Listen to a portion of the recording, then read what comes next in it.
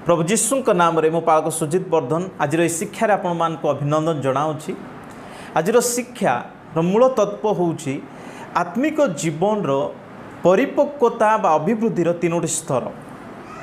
प्रत्येक परिवार रे जेमती भिन्न भिन्न स्तर लोक माने अछंती, ठीक सेमिति ईश्वर परिवार रे जेते ख्रीष्ट विश्वासी अछंती सेमानकर मध्य अभिवृद्धि हेबार तीनोटी स्तर अछि।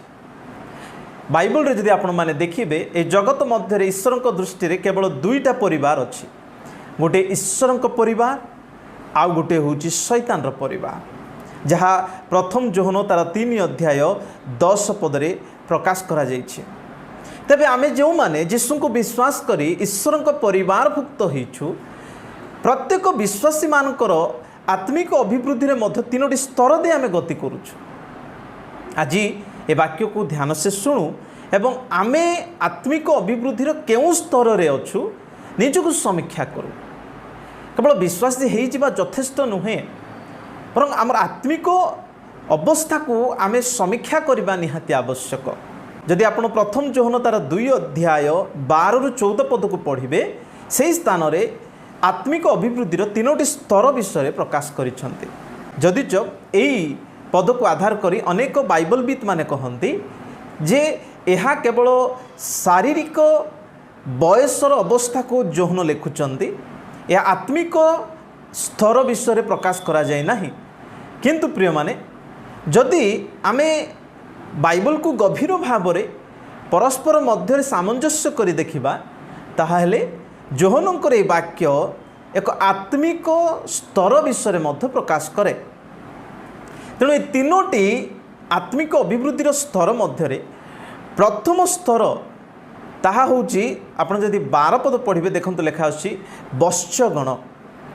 जोहन प्रथम विषय वत्स्य मानकु संबोधन करूछंती, सेटा लेखा अछि वत्स्यगण मु तुम्भ मानक निकट को लेखु अछि, कारण ताहांको नाम सकाशे तुम्भ मानकर पाप क्षमा होई अछि।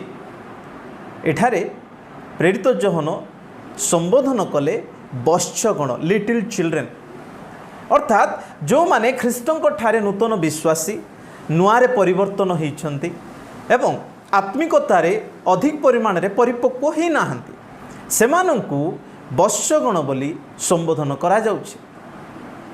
जदि ख्रिस्टियन मानक मध्य आमे देखिबा, आज भी अनेक अछंती जो माने नूतन भाव रे यीशु को ग्रहण करी ख्रीष्टंक ठारे शिशु मात्र।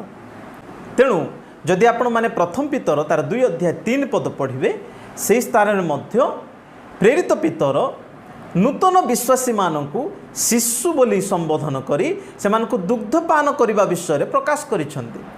कारण जो माने ख्रीष्टंक ठारे शिशु बा नूतन विश्वासी सेमाने गुरुपाक खाद्य प्रयोजन करती नाही, सेमानक पाई दुग्ध अर्थात प्राथमिक शिक्षा आवश्यक एवं सेमाने ख्रिस्टियन परिपक्वतार अधिक बढ़ी न थांती। तेणु यही जगार जोहन सेमानंकु प्रथमे संबोधन कले एवं सेमानकर गुणावली देले। सेटा लेखा अछि तुम्भ मानक निकट को लेखु अछि, कारण ताहांको नाम सकाशे तुम्भ मानकर पाप क्षमा होई अछि। अर्थात जो माने ख्रीष्टंक ठारे शिशु अटंती सेमानंकु प्रेरित जोहन यह प्रकाश करती जे ताहांको नाम सकाशे तुमर पाप क्षमा करा जाइछि। अर्थात मनुष्य निजर धर्मकर्म सकाशु पाप क्षमा पाई नाही, यीशुंकर कार्य सकाशु एवं तांकर नाम सकाशु आमे पाप क्षमा पाई अछु। ताहा ए शिशु माने जानिचंती, ख्रीष्टंक ठारे जो माने शिशु ए अवस्था को बुझी अछंती, किंतु एही अवस्था बाहर एमानकर अधिक परिपक्वता नाही। एमानकु निगूढ़ सिद्धांत शिक्षा एबे पर्यंत अभ्यस्त ही नाहांती। तेणु प्रत्येक जेते ख्रिस्टियान अछु आमर प्रथम अवस्था शिशु ही जाए। तेणु एठारे शिशु अवस्था रे थिबा लोक मानकु जोहन अनुजोग करिकि कहि नाहांती, बरं सेमानकु संबोधन कले, कारण प्रत्येकଙ୍କର शिशु अवस्था ही अभिवृद्धि आरंभ हुए।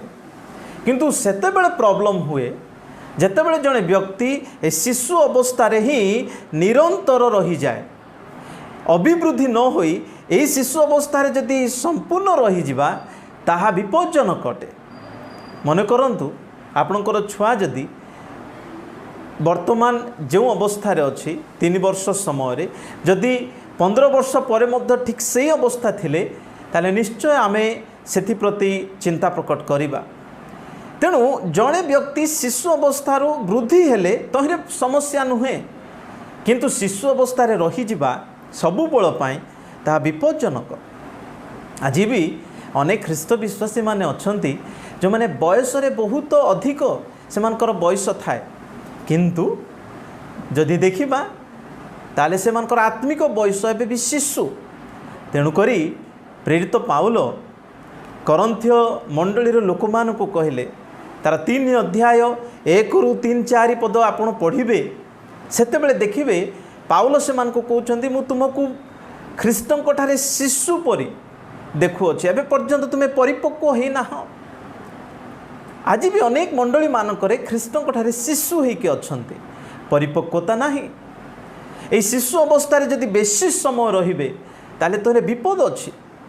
ତେଣୁ ପ୍ରେରିତ ପାଉଲ ସଚେତନ କରିଛନ୍ତି। ଯଦି ଆପଣ ଏଫେସୀୟ ପୁସ୍ତକ ତାର 4 ଅଧ୍ୟାୟ ଦେଖିବେ ଆଉ ତାର 14 ପଦ, ସେଠାରେ ଲେଖା ଅଛି, ଯେପରି ଆମ୍ଭେମାନେ ଆଉ ଶିଶୁ ପରି ନ ହୋଇ ମନୁଷ୍ୟମାନଙ୍କର ଶଠତା ଓ ଭ୍ରାନ୍ତିଯୁକ୍ତ କଳ୍ପନା ଅନୁସାରେ ଧୂର୍ତ୍ତତା ଦ୍ୱାରା ବିଭିନ୍ନ ଶିକ୍ଷା ରୂପେ ବାୟୁରେ ଇତସ୍ତତ ଚାଳିତ ନ ହେଉ। ଦେଖନ୍ତୁ ଏହି ଜାଗାରେ ପ୍ରେରିତ ପାଉଲ ଏଫେସୀୟ ମଣ୍ଡଳୀର ବିଶ୍ୱାସୀମାନଙ୍କୁ କହୁଛନ୍ତି ଯେ ଶିଶୁ ପରି ହିଁ ନ ରହୁ। ଯଦି ଶିଶୁ ପରି ହିଁ ରହିବା ତାହେଲେ ମନୁଷ୍ୟମାନଙ୍କର ଶଠତା, ଭ୍ରାନ୍ତିଯୁକ୍ତ କଳ୍ପନା ଏବଂ ଧୂର୍ତ୍ତତା ଦ୍ୱାରା ବିଭିନ୍ନ ଶିକ୍ଷାରୂପ ବାୟୁରେ ଇତସ୍ତତ ଚାଳିତ ହେବା। ଯେଉଁମାନେ ଶିଶୁ ପରି ହୋଇଥାନ୍ତି ସେମାନେ ଆତ୍ମିକ ଭାବରେ ଦୁର୍ବଳ ଥାନ୍ତି ଆଉ ଅତି ଶୀଘ୍ର ଅନ୍ୟର ଧୂର୍ତ୍ତତାରେ ପଡ଼ିବାର ସମ୍ଭାବନା ଥାଏ, କାରଣ ସେମାନେ ପ୍ରଭାବପ୍ରବଣ ଥାନ୍ତି। ଅତି ଶୀଘ୍ର ସେମାନେ ଅନ୍ୟର କଥାରେ ବେହକି ଯାଆନ୍ତି। ତେଣୁକରି ଏଠାରେ ପ୍ରେରିତ ପାଉଲ କହିଲେ ମନୁଷ୍ୟର ଶଠତାରେ ତୁମେ ପଡ଼ିଯିବ, ଧୂର୍ତ୍ତତାରେ ଭ୍ରାନ୍ତିଯୁକ୍ତ କଳ୍ପନାରେ ପଡ଼ିଯିବ ଏବଂ ବିଭିନ୍ନ ଶିକ୍ଷାରୂପ ବାୟୁରେ ଇତସ୍ତତ ଚାଳିତ ହେବ ବୋଲି ଲେଖା ଅଛି। ଅର୍ଥାତ୍ ଯେଉଁମାନେ ଶିଶୁ ଆତ୍ମିକ ଭାବରେ ଏହି ବିଭିନ୍ନ ଶିକ୍ଷାର ବାୟୁ, ଏଠି ମନ୍ଦ ଶିକ୍ଷାମାନଙ୍କୁ ଗୋଟେ ବାୟୁ ସହିତ ତୁଳନା କରାଯାଇଛି ଯାହା ବିଭିନ୍ନ ଦିଗରୁ ବହେ ଏବଂ ଗଛ ଯେମିତି ବାୟୁର ବହିବାକୁ ଆଧାର କରି ଇତସ୍ତତ ଚାଳିତ ହୁଏ, ଠିକ୍ ସେମିତି ଜଣେ ନୂତନ ବିଶ୍ୱାସୀ ଆଉ ଯେ ଖ୍ରୀଷ୍ଟଙ୍କଠାରେ ଶିଶୁ ଅତି ଶୀଘ୍ର ଇତସ୍ତତ ହୋଇଯାଏ। ତେଣୁ ଆମକୁ ଏ ଶିଶୁ ଅବସ୍ଥାରେ ରହିବା ଆବଶ୍ୟକ ନୁହେଁ, ଆମକୁ ବୃଦ୍ଧି ହେବା ଆବଶ୍ୟକ। ସବୁବେଳେ ଆତ୍ମିକ ଭାବରେ ଶିଶୁ ହୋଇ ରହିବା ଆମ ପାଇଁ ତାହା ଅତି ସମସ୍ୟାଯୁକ୍ତ ହେବ। ଏବଂ 2 ନମ୍ବର ସ୍ତରର ଲୋକମାନଙ୍କୁ ଏଠାରେ ପ୍ରେରିତ ଯୋହନ ସମ୍ବୋଧନ କରୁଛନ୍ତି, ତାହା ହେଉଛି ପିତୃମାନେ। ଦେଖନ୍ତୁ ଆପଣ 13 ପଦରେ ଦେଖିବେ, ହେ ପିତୃଗଣ ମୁଁ ତୁମ୍ଭମାନଙ୍କ ନିକଟକୁ ଲେଖୁଅଛି, କାରଣ ଯେ ଆଦ୍ୟରୁ ଅଛନ୍ତି ତାହାଙ୍କୁ ତୁମ୍ଭେମାନେ ଜାଣିଅଛ। ଏବଂ 14 ପଦରେ ମଧ୍ୟ ସେ ପିତୃମାନଙ୍କୁ ସମ୍ବୋଧନ କରୁଛନ୍ତି। ପିତୃମାନେ ହେଉଛନ୍ତି ସେଇମାନେ ଯେଉଁମାନେ ବୟପ୍ରାପ୍ତ ଅଟନ୍ତି। ଏଠାରେ ପ୍ରେରିତ ଯୋହନ ହେ ପିତୃମାନେ ସେମାନଙ୍କୁ ପ୍ରକାଶ କରି କହୁଛନ୍ତି ତୁମେ ଆଦ୍ୟରୁ ଯେ ଅଛନ୍ତି ତାଙ୍କୁ ଜାଣିଅଛ। ଏଥିରେ ଆପଣମାନଙ୍କୁ ଦ୍ୱନ୍ଦ୍ୱ ଲାଗୁଥିବ ଯେ ଶିଶୁମାନେ ମଧ୍ୟ ଯଦି 14 ପଦ ଆପଣ ପଢ଼ିବେ, ହେ ବତ୍ସଗଣ ମୁଁ ତୁମ୍ଭମାନଙ୍କ ନିକଟକୁ ଲେଖିଲି କାରଣ ତୁମ୍ଭେମାନେ ପିତାଙ୍କୁ ଜାଣିଅଛ। ଶିଶୁମାନେ ମଧ୍ୟ ପିତାଙ୍କୁ ଜାଣିଛନ୍ତି। ଏବଂ ହେ ପିତୃଗଣ ମୁଁ ତୁମ୍ଭମାନଙ୍କ ନିକଟକୁ ଲେଖିଲି କାରଣ ଯେ ଆଦ୍ୟରୁ ଅଛନ୍ତି ତୁମ୍ଭେମାନେ ତାହାଙ୍କୁ ଜାଣିଅଛ। ଅର୍ଥାତ୍ ଶିଶୁମାନେ ମଧ୍ୟ ପିତାଙ୍କୁ ଜାଣିଛନ୍ତି ଏବଂ ପିତୃଗଣ ମଧ୍ୟ ଯେଉଁମାନେ ପୂର୍ଣ୍ଣ ବୟସ୍କ ବା ବୟପ୍ରାପ୍ତ ଆତ୍ମିକ ସ୍ତରରେ ଏହା ଆତ୍ମିକ ପରିପକ୍ୱ ଖ୍ରୀଷ୍ଟ ବିଶ୍ୱାସୀମାନଙ୍କୁ ସମ୍ବୋଧନ କରି ପ୍ରକାଶ କରିଛନ୍ତି। ସେମାନଙ୍କୁ ମଧ୍ୟ ଗୁଣାବଳୀ ଦେଉଛନ୍ତି, ତୁମେ ପିତାଙ୍କୁ ଜାଣିଅଛ ଯେ ଆଦ୍ୟରୁ ଅଛନ୍ତି। ତେବେ ଏହି ଜାଣିବା ଭିତରେ ଫରକ କ'ଣ? ଶିଶୁମାନେ ମଧ୍ୟ ପିତାଙ୍କୁ ଜାଣିଛନ୍ତି ଯେ ଆମ୍ଭେ ତାଙ୍କର ସନ୍ତାନ, ସେ ଆମମାନଙ୍କର ପିତା। ଏବଂ ପିତୃମାନେ ଯେଉଁମାନେ ପୂର୍ଣ୍ଣ ବୟସ୍କ ସେମାନେ ମଧ୍ୟ ଯେ ଆଦ୍ୟରୁ ଅଛନ୍ତି ତାଙ୍କୁ ଜାଣିଛନ୍ତି। ତେବେ ଏହି ଜାଣିବା ଏକ ଭିନ୍ନ ଅର୍ଥରେ ପ୍ରକାଶ କରାଯାଏ। ए पितृ माने बा पूर्ण वयस्क वयप्राप्त ख्रीष्ट विश्वासी परिपक्व ख्रीष्ट विश्वासी माने पिता को केवल वाक्य द्वारा जानी ताहा नुहे बरं एक घनिष्ठ संपर्क रे एक अनुभूति रे बा अभिज्ञतारू जानी देखु प्रिय माने प्रभु को जानिबा अनेक लोक अछंती किंतु प्रभु को घनिष्ठतार जानिबा यह परिपक्व ख्रीष्ट विश्वासी मानकर गुण अटे। प्रेरित पाउल सेथिपाई कहिले जे मु जेमती ख्रीष्टंकर उत्कृष्ट ज्ञान पाइबी एवं तांकु लाभ करिबी एथिपाई ए जगतर समस्त लाभजनक विषय को आवर्जना बोली गणना करे। फिलिपियो 3:8 पदरे प्रेरित पाउल कहिले अर्थात प्रेरित पाउलंकर कथा यह थिला से प्रभु जीशुंकर उत्कृष्ट ज्ञान रे बढ़िबे। उत्कृष्ट ज्ञान रे सेतेबेले आमे बढ़ू जेतेबेले वाक्य उपर आधारित हो एवं जीशुंक सहित घनिष्ठ संपर्क रे बढ़ू। प्रेरित पाउल एफिसियो मंडलीर विश्वासी मान को लिखिले आ कहिले जदि आपण एफिसियो तार 4 अध्याय 13 पद को पढ़िबे सेई जगह रे प्रेरित पाउल लिखिछन्ती शेष रे जेपरि आम्भे माने समस्ते विश्वास रे और ईश्वर को पुत्र विषयक ज्ञान रे एकता प्राप्त हेउ अर्थात ख्रीष्टंक पूर्णतार परिमाणानुसार पूर्ण वयस्क पुरुष हो। एठारे प्रेरित पाउल एफिसियो मंडलीर विश्वासी मान को कहले आमे ख्रीष्टंकर पूर्णतार एकता प्राप्त हो पूर्ण वयस्क पुरुष हेबाकु पड़िबो। ए पूर्ण वयस्क पुरुष माने कौन? आत्मिक परिपक्वतार अवस्था। प्रत्येक ख्रीष्ट विश्वासी मान को प्रभु यही अवस्था चाहती जे आमे परिपक्व अवस्था को जाओ। परिपक्व अवस्था से माने ख्रीष्टंकर घनिष्ठतार बढ़िबा संगे संगे से माने ईश्वरंकर ज्ञान रे बढ़ंती एवं तही संगे से माने ज्ञानेन्द्रिय को व्यवहार करी भल मंद को जानी पारंती। तेणु एब्री लेखक तार 5:14 पदरे मध्य यही गुणावली देले किंतु वयप्राप्त लोके अर्थात जो माने ज्ञानेन्द्रिय गुड़िक अभ्यास द्वारा भल मंद निरूपण करने को सक्षम सेमानक निमंते गुरुपाक खाद्य प्रयोजन। एठारे सेमानकु वयप्राप्त बोली कहागला जो माने आत्मिक ज्ञानेन्द्रिय को व्यवहार करी सठिक भल मंद को निरूपण करि पारंती एवं ख्रीष्टंक ठारे बढ़िबा पाए एमानकर गुरुपाक खाद्य को प्रयोजन करंती अर्थात आत्मिक सिद्धांतर निगूढ़ तत्व गभीर शिक्षा एमानकर आवश्यक पड़े। तेणुक प्रिय माने आमे केउं स्तर रे अछु यह निजको समीक्षा करबा दरकार जे आमे कोन परिपक्व आड़कू जाउछु कि। आज भी देखिबे ख्रीस्टियान परिवार मानकर एमिति भी अछंती जो मानकर जागतिक वर्ष 50 60 70 थाई पारे किंतु सेमानकर चिंता सेमानकर आत्मिक जीवन शिशु परि लागे। परिपक्वता एबे जे आसी नाही। आमे कोन सेई प्रकार अवस्था रे अछु ना आमे आत्मिकता रे परिपक्व आमर कथा आमानकर चिंताधारा आमानकर आत्मिक ज्ञानेन्द्रिय को व्यवहार करी आमे कोन सठिक भल मंद को निरूपण करि पारुछु। आम कौन आत्मिक ख्रीष्टंकर शिक्षार एवं सहभागितार घनिष्ठतार बढ़ुचु यह प्रभु देखा चाहती। तेणु आम मैंने परिपक्व होगाक पड़ो। तेबे प्रेरित जोहन 3 नंबर रे आउ गोटे दल बा आउ गोटे स्तर लोक मान संबोधन करुछंती ताहा होउछि युवक माने। जदि आपण सही प्रेरित जोहन तार 2 अध्याय 14 पद को देखिए से स्थान रे लेखा अछि हे युवक माने मु तुम्भ मान निकट को लिखिली कारण तुम्भे माने बलवान पुणी ईश्वरंकर वाक्य तुम्भ मान ठारे अछि और तुम्भे माने पाप आत्मा को जय करि अछ। देखंतु एठारे प्रेरित जोहन एक तृतीय श्रेणीर लोक मान को संबोधन कले ता होछि युवक। एमानकु एमानकर गुणावली दियागला एमाने बलवान अटंती। कहीं माने बलवान कारण प्रभुंकर वाक्य एमानक ठारे अछि अर्थात ये बलवान शारीरिक बलवान कथा कहा जाए नहीं यह ईश्वरंकर वाक्य द्वारा आत्मिक बल विषय कहा जाए।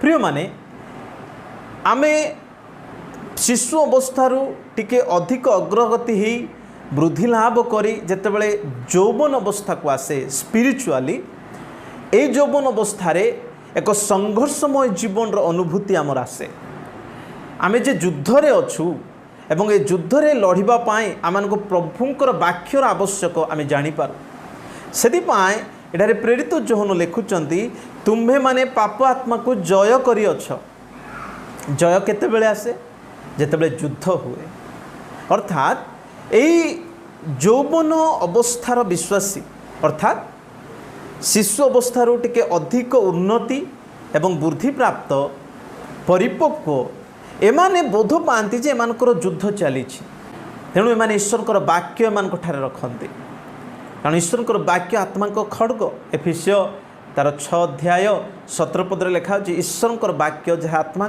खड्ग यही खड्ग को व्यवहार करी पापात्मा उपरे जय हेबा विषय माने शिखती एवं माने बलवान होती वाक्य रे प्रभुंक ठारे प्रिय माने आमे कौन से अनुभूति रे परिपक्वतार बढ़ुचु कि आज क्यों अवस्था अच्छु जो माने शिशु केवल नूतन विश्वासी से वृद्धि पाइबा दरकार जो माने युवक अवस्था अच्छा से माने शिशु ठारू टिके परिपक्व होती एवं एक युद्धर अवस्था वर्तमान अच्छा से माने एवं पापात्मा को जय करने से संग्राम चली किंतु यही अवस्था को अनुभूतिर सहकार बढ़ला परे से माने वयप्राप्त अवस्था को आसती जो ठारे से माने प्रभुंकर घनिष्ठतार ए जगतर मोह मायार मध्य संपूर्ण मुक्त ही आत्मिकतार वृद्धि होगापाई आम देखिपुँ बाइबल अनेक ख्रीष्ट विश्वासी मान को आम देखिपुँ जो माने आध्यात्मिक जीवन में वयप्राप्त हो संपूर्ण वृद्धि होबार विषय देखुचु प्रेरित पाउल मध्य गोटे कथा कहले मु मोर निरूपण पथरे दौड़ी अच्छे एवं लक्ष्य स्थल को जाऊँचे अर्थात से परिपक्व अवस्था को जीवार विषय प्रकाश करुचंती तेबे प्रिय माने आमे क्यों स्तर रे अछु आमर आत्मिक स्तर कौन जो माने शिशु अवस्था अच्छु आसु आमे वृद्धि होगा चेष्टा करूँ जो माने वर्तमान यौवन अवस्था स्पिरिचुअली अच्छी एक लड़े चली आसु आमे ख्रीष्टंकर वाक्य को धारण करी प्रचुर भाव में आमानकर अंतरे तांकर वाक्य पूर्णतार थाउ एवं से वाक्य आम पापात्मा उपरे जय हेबा कारण जीशुख्रीष्ट जो शैतान विरुद्ध रे लड़े कले बा परीक्षा समय केवल वाक्य द्वारा विजय हेले तेणु से वाक्य को व्यवहार करिवार शिखु एवं जो माने परिपक्वता अवस्था को जाउछन्ति पूर्ण वयस्क आसु आमे से पूर्ण वयस्कतार ख्रीष्टंकर घनिष्ठतार बढ़िबा तेबे प्रभुंकर अनुग्रह रे आमे वृद्धि लाभ करिबा तेणु आमे निजको समीक्षा करूँ आमे केउं स्तर रे अछु प्रभु वाक्य रे आमे समस्त को निष्ठाजात करांतु एवं आमर आत्मिक परिपक्वतार आत्मिक अभिवृद्धिर सोपान को बुझापी साहाय्य करी तदनुसारे वृद्धि लाभ करंतु आमेन।